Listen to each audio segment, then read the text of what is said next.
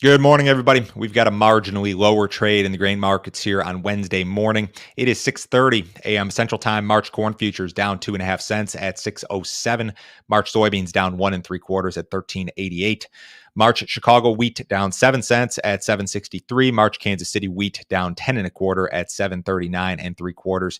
March spring wheat down 9 cents at 9.61 1/2. If you guys are listening on the podcast, as always, appreciate it. Leave me a rating, leave me a review if you have not already. If you're watching on YouTube, hit that subscribe button.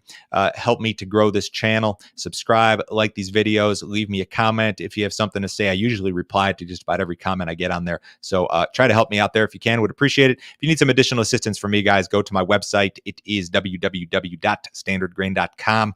Click on Grain Marketing Plan. Check out my subscription service, guys. $49.99 a month. There's no obligation. Cancel at any time. Won't try to sell you anything else. You get my morning email, all of my grain marketing recommendations, my subscriber-only videos, any sort of consulting that you might need. I did a subscriber-only video yesterday, and I do a new one every single business day. But I talked about this idea of new commodity money coming into the markets and how there's some potential for this this month and specifically next week. And I went through the details. I went through the analysis.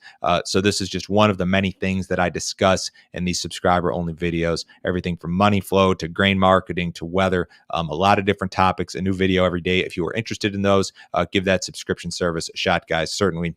We are in the midst of a South American crop scare event. I think it's fair to say that at this point in time. Traders are eyeing smaller soybean and corn crops in both Brazil and Argentina now. So U.S. row crop markets, as we saw, rallied sharply yesterday as production estimates drop. Weather forecasts really not looking any better this morning. So Brazil was the thing we've been talking about for a while, and now we're talking more about Argentina. The forecast for Argentina does not look good. It looks warm and dry. The GFS and the Euro model both in pretty good agreement here this morning that there's going to be basically nothing in terms of rainfall over the next week to 10 days. So the trade is certainly taking notice, not only of the situation in South Brazil, but also the situation in Argentina.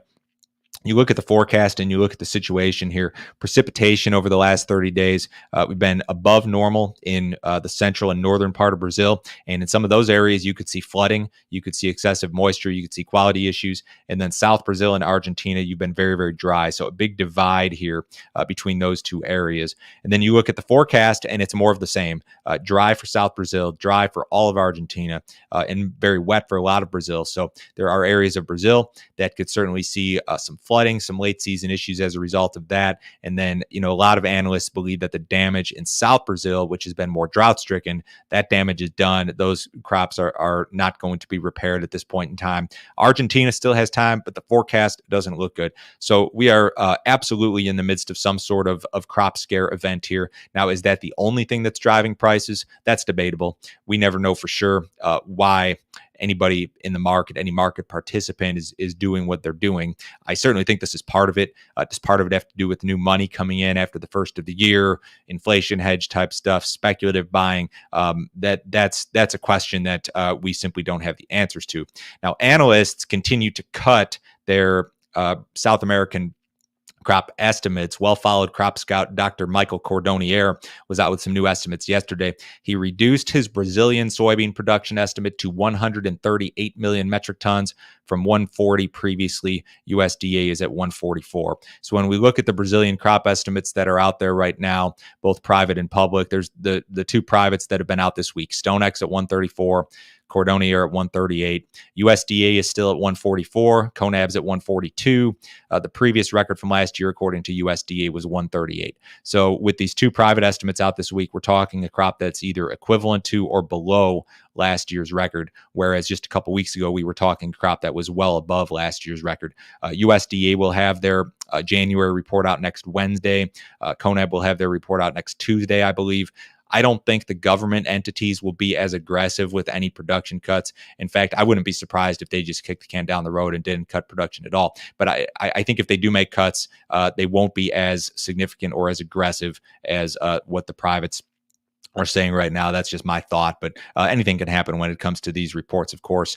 Dr. Cordonier also cut his Argentina production estimates. Soybean production estimate reduced to 45 million, down from 46 previously. USDA is all the way up at 49.5, so he's way below USDA there in terms of Argentina soybeans. The Argentina corn production estimate, he also reduced. So you got basically across the board reductions in crop estimates for both Brazil and Argentina.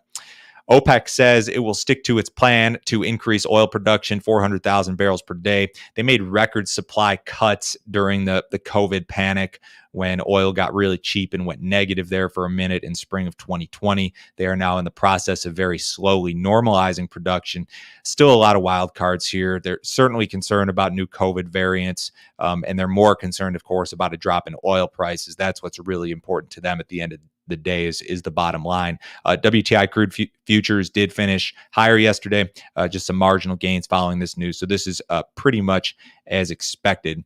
The Fed will release minutes from its December meeting this afternoon. Shouldn't be anything hugely surprising here. The trade is looking for any clue regarding the thought process behind the rate hikes. In general, we're expecting 2 to 3 rate hikes this year. We should see interest rates go from, a current, this is the Fed fund rate, go from 0 up to, somewhere just south of 1% here this year. We should be like 0.75% in terms of the Fed fund rate. They're expecting by 2023, you get your Fed fund rate up above 1.5%. By 2024, maybe above 2%. Now, I don't know if this actually happens. The trend in interest rates has been lower for 40 years. We have done nothing but trend lower in interest rates here in the United States for 40 years, since the early 1980s. Was that a major long-term bottom in interest rates that we saw in spring of 2020? I'm not sure. We got down to a level near zero in spring of 2020 in terms of the yield on the 10-year note, and bond yields got similarly very, very low and have recovered. But I mean, you look at this chart that's on my screen here, this is a bear market in interest rates. Is the Fed going to change that? Does it change this year? Does the whole dynamic of everything we know about the Fed and interest rates change this year? I'm not too sure. The cattle market finished lower yesterday. The feeder cattle really did not like that rally in the corn market, so they were off more than $3 in some of the nearby contracts. Fat cattle off more than $1 in some of your nearby contracts. Outside markets this morning, U.S. dollars marginally lower. The stock market is marginally lower. The Dow's about flat. S&P down 3. Bonds up a few ticks. Gold and silver up just a little bit. Crude oil is up 26 cents at $77 even in the March WTI. Have a great day, guys. I will talk to you tomorrow.